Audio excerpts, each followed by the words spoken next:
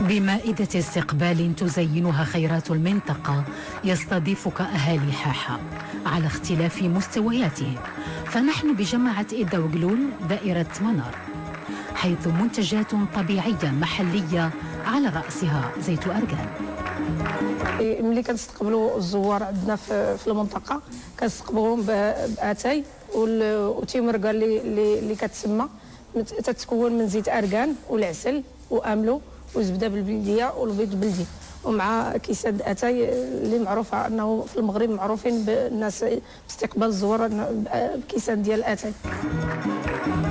المطبخ المحلي بهذا الجزء من إقليم الصويرة يزخر بأكلات شتوية تجمع بين البساطة والتوازن الغذائي.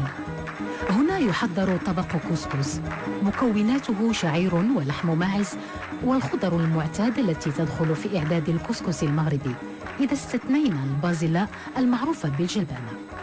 ما يميز طريقة التحضير هو الاستعمال الضروري لزيت أرغان.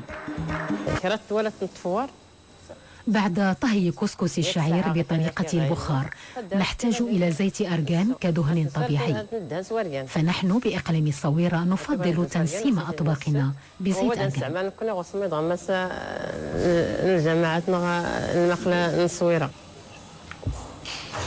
طبق صحي وغني في نفس الآن، يزود الجسم باحتياجاته في هذا الفصل البارد، وحوله تحلو اللمة بين أفراد الأسرة أو بين الأصدقاء والجيران.